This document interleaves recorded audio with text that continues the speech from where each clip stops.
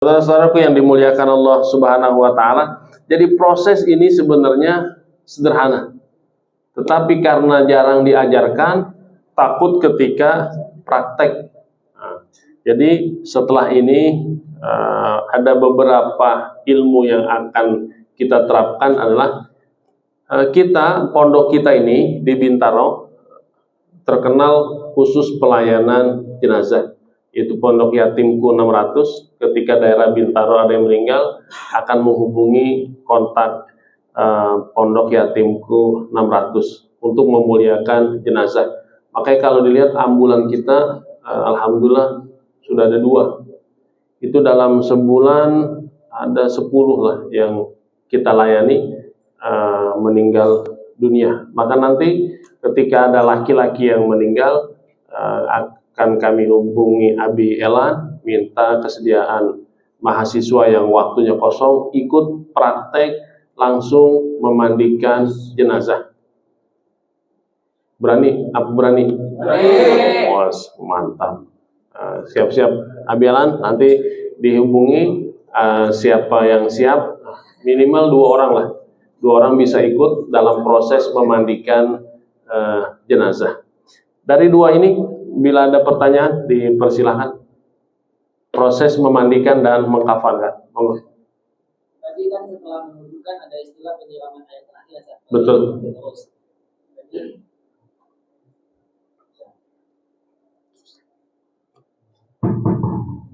Izin saya bertanya, tadi setelah mengambil air wudhu ada istilah penyiraman air terakhir pakai kabung barus. Betul. Nah tadi disebutkan sama Ustaz kalau nggak salah, untuk penyiraman air kabung barus itu sebanyak 3 kali siraman, mulai dari atas kepala sampai ke kaki 3 kali. Dan itu diizinkan untuk siapa saja yang menyiram, kayak anak atau istri. Pertanyaannya, kalau seandainya tadi diizinkan untuk siapa aja, kalau seandainya ahli baik jenazahnya banyak yang mau menyiapkan, itu boleh nggak lebih dari 3 atau 5? Oh gitu. Terima kasih. Sunnahnya adalah 3 kali siraman. Ada istilah di Lampung itu air berapa? Air 9. Nah, itu di Lampung ada istilah di Krui. Waktu kita ngisi pelatihan di Krui, ada pertanyaan, Ustaz, apa itu air 9? Air 9 adalah 9 siraman terakhir untuk jenazah. Jadi boleh lebih dari 3 kali sesuai air yang disediakan, air kapur barus tersebut. Jadi sampai habislah yang di dalam ember tersebut. Biasanya ember kecil itu bisa buat 3 gayung, bisa juga buat 9 siraman. Jadi tidak jadi masalah. Dia bisa dipakai 3, bisa 9, bisa sesuai kebutuhan yang ingin ikut memandikan jenazah. Tapi fikihnya yang harus kita pahami adalah yang memandikan diutamakan keluarga, bukan orang lain, atau yang telah diwasiatkan oleh almarhum. Kalau nanti saya meninggal, ada beberapa jamaah saya sudah berwasiat, kalau saya meninggal nanti Pak Ustadz Sarif yang memandikan saya. Nah, itu udah ditulis kontaknya sama istri atau anaknya. Nanti kalau meninggal, maka wasiatnya saya yang memandikan. Orang yang berwasiat yang memandikan, dan anak laki-lakinya yang memandikan ayahnya. Itu dulu dijaga, bukan orang lain. Kalau udah ada Pak Amil, ini sebagai guide-nya, sebagai pembantu proses memandikan. Yang berperan penuh adalah anak-anaknya dalam proses memandikan jenazah. Terima kasih. Yang kedua,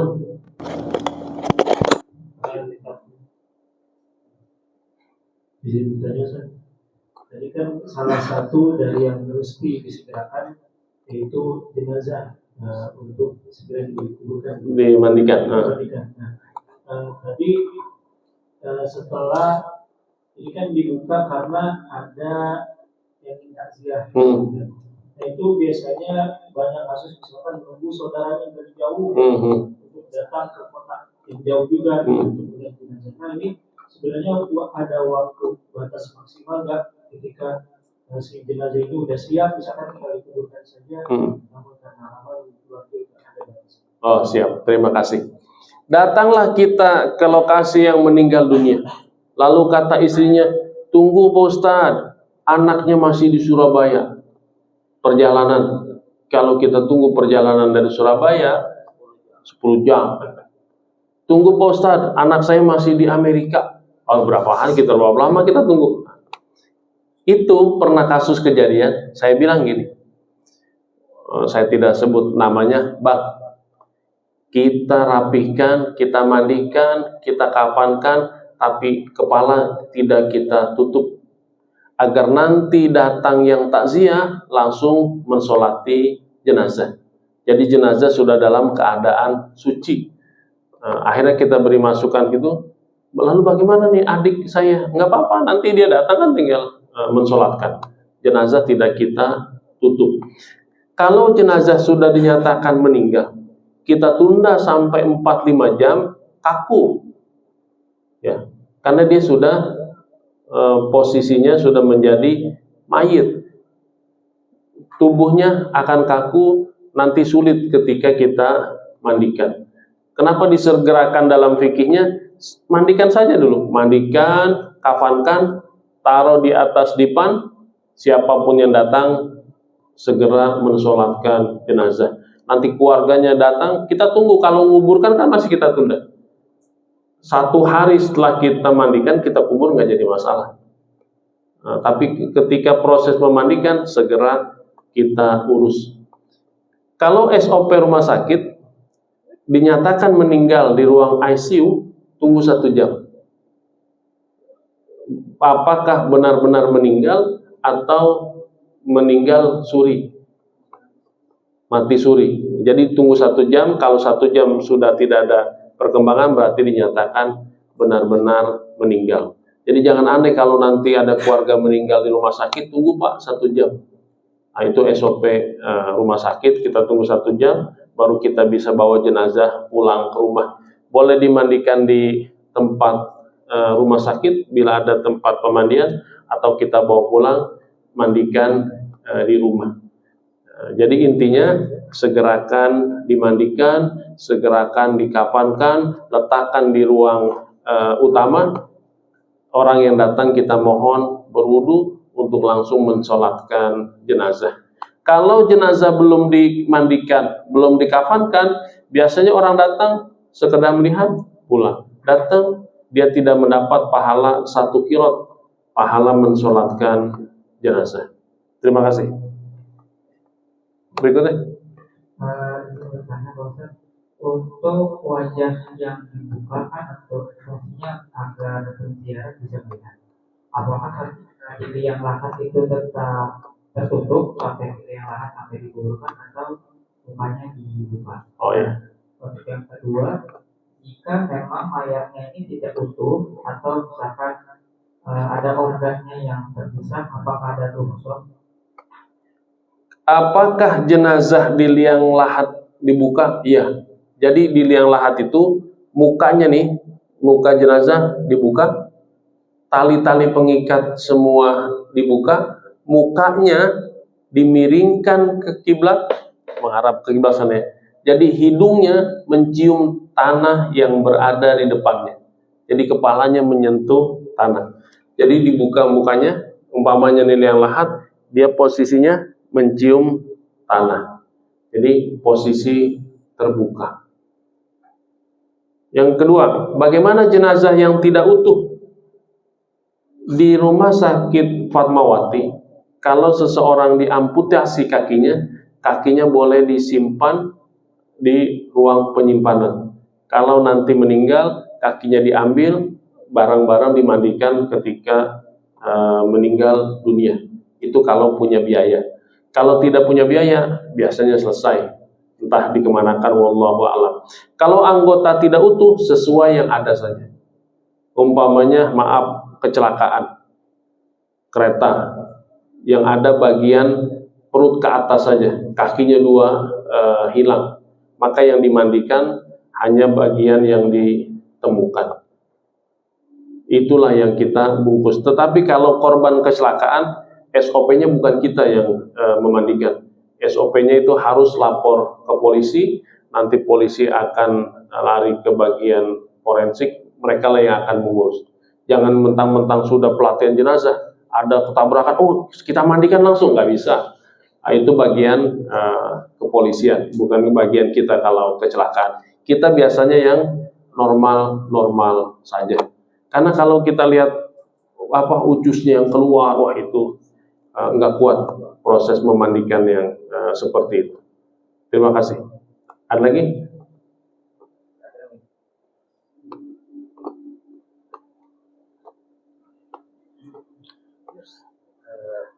Izin mau tanya, ya langsung aja. Saya kebetulan dari Bali. Banyak teman saya itu yang punya orang tuanya salah satunya Muslim, juga keduanya tuh kebalik delapan. Ada yang Muslim kalau nggak orang tuanya yang Muslim, atau enggak orang tuanya yang Muslim tapi anaknya yang non Muslim. Nah, boleh nggak sih keluarga yang ditinggalkan itu ikut memandikan walaupun tadi berbeda agama? Siap, terima kasih. Beberapa bulan yang lalu kami diundang ngisi pelatihan jenazah di Bali, dihadiri oleh tokoh-tokoh masyarakat, tokoh agama non Muslim. Mereka ingin tahu bagaimana tata cara umat Islam memuliakan jenazah. Komentar mereka sederhana dan mudah, beda dengan tata cara mereka yang perjalanannya begitu panjang. Lalu bagaimana hukumnya bila jenazah Muslim dimandikan oleh non-Muslim? Boleh. Atau kita Muslim memandikan jenazah non-Muslim, hukumnya silahkan. Tidak ada larangan.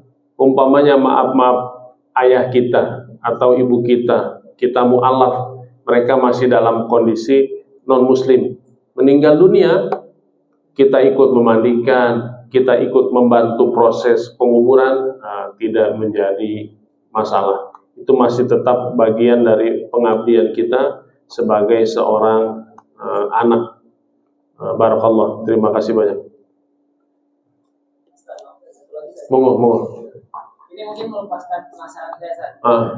Mungkin ini saya pertanyaannya itu apakah cuma sekedar tradisi di kampung atau memang ada hukum secara khusus? Nah, kalau di kampung saya itu tadi kan kita jelaskan bahwasanya kalau seandainya jenazah itu sudah jelas pasti mati, sudah secara 100% mati, maka kita harus menyelenggarakan mulai dari memandikannya sampai mengamankannya. Betul. Nah, kalau tradisi di kampung saya itu nggak tahu dari tradisi ada hukum besar. Dari mana asalnya? Saya dari Padang, Pak.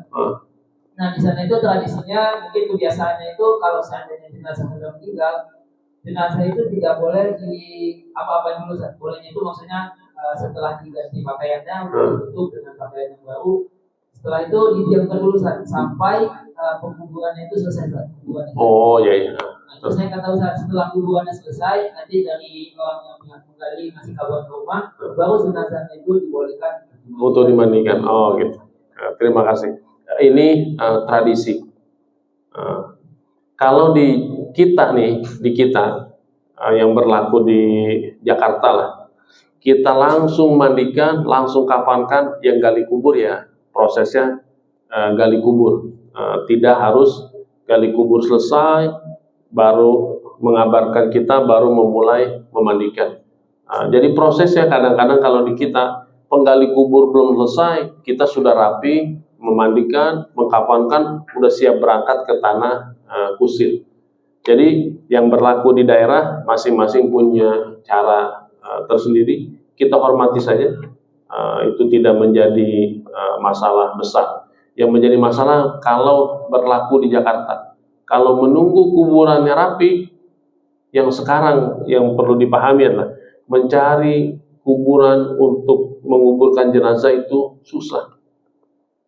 Kalau Anda pernah buka di Google San Diego Hill, berapa harga satu lubang kuburan? 85 juta satu lubang. Kalau buka lagi Al-Azhar Memorial Garden, berapa harga satu lubang? 60 juta. Coba kalau di sini ada yang meninggal, dikuburkan di sini apa dibawa pulang ke daerahnya masing-masing? Itu bisa dibawa pulang ke daerah, karena di daerah masih murah. dikuburkan di sekitar sini, kalau bukan KTP Tangerang Selatan, itu sulit diterima. Jadi harus orang Tangerang Selatan yang dimakamkan di tanah Tangerang Selatan. Nah, supaya bisa supaya bisa dikuburkan, meninggal di rumah sakit Jakarta, baru dapat rekomendasi bisa dikuburkan di Jakarta. Nah, itu peraturan kuburan aja kita sulit. Tapi kita alhamdulillah sudah bekerja sama di Bogor. Siapapun yang meninggal, selama dia orang Muslim, kita sudah siapkan daerah 2 hektar untuk menguburkan yang domisilinya jauh. Saudaraku yang dimuliakan Allah Subhanahu wa Ta'ala, bahwa sederhana kita malam ini hanya 2 materi, memandikan dan mengkafankan. Memandikan tadi telah dipraktekkan, sederhana, tinggal beraninya. Mengkafankan pun sederhana, hanya butuh 3 helai kain kapan. Terakhir, fikih kain kapan. Kaidahnya, apa yang boleh dipakai boleh jadi kain kapan. Saya ulangi, apa yang boleh dipakai boleh jadi kain kapan. Kita boleh nggak pakai jas? Boleh. Nanti kalau meninggal kain kapan kita jas, boleh apa tidak? Boleh. Kita pakai baju senangnya warna biru. Nanti kalau kita meninggal, kain kapan kita berwarna biru, boleh apa tidak? Boleh. Karena boleh dipakai, boleh menjadi kain kapan. Kita senangnya pakai batik. Nanti ketika meninggal kain kapannya batik. Boleh apa tidak? Boleh.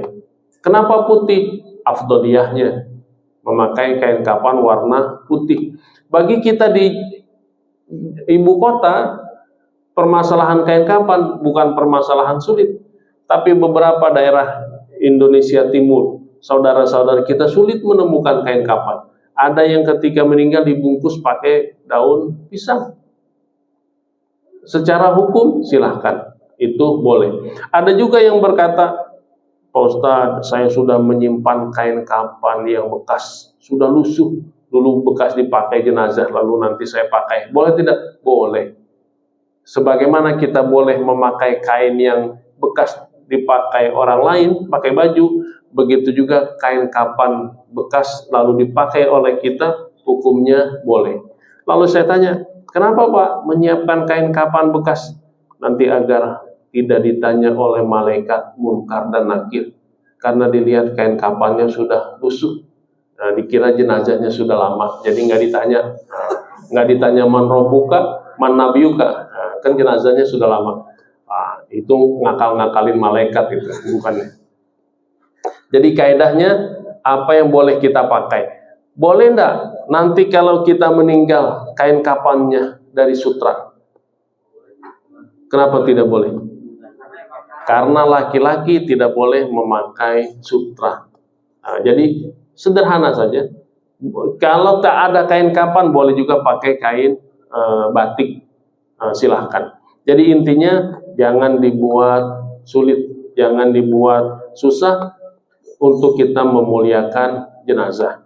Terakhir, saudaraku yang dimuliakan Allah Subhanahu wa Ta'ala, mulai saat ini berharaplah ketika orang tua kita meninggal dunia, kita berada di sampingnya, kita yang mentalkinkannya, nanti kita yang memandikannya, kita yang mengafaninya, kita yang menjadi imam sholatnya, kita yang turun ikut menguburkannya. Itu adalah bakti terakhir kita sebagai seorang anak. Qadarullah, saya mengalami itu. Saya mengalami ayah saya meninggal, saya berada di sampingnya, saya ikut memandikannya, ikut mengkafankannya, tetapi ketika menguburkan saya tidak kuat karena sudah emosi sedih, emosi merasa kehilangan. Pas proses menguburkan itu sudah tidak kuat, tapi proses memandikan, mengkafankan itu masih Allah berikan kekuatan. Hari ini kita bisa tertawa, kita bisa tersenyum, tapi tiba saatnya ketika orang tua tak ada senyum, tak ada tawa, yang ada adalah tetesan air mata. Tetapi ketika kita punya ilmu ini, kita bisa bergerak sendiri, tanpa menunggu modid atau tanpa menunggu amil, dengan syarat semuanya kita telah persiapkan. Ada sekarang momentumnya maharnya kain kafan. Nah, itu sudah mulai tren. Jadi seorang suami memberikan mahar kepada istrinya seperangkat alat sholat, juga seperangkat kain kafan. Ya, boleh juga lah ditiru tuh seperangkat kain kafan. Tapi mau nggak tuh calon istrinya repot. Tadi siapa yang bertanya? Masing-masing dapat 1 buku. Boleh 3 ya.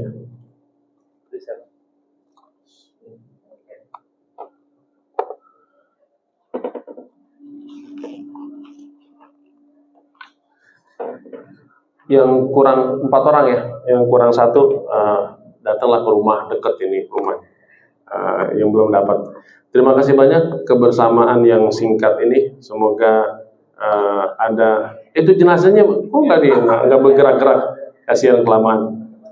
Kita telah praktek memandikan dan mengkafankan. Semoga bermanfaat. Wabillahi taufiq wal hidayah. Assalamualaikum warahmatullahi wabarakatuh.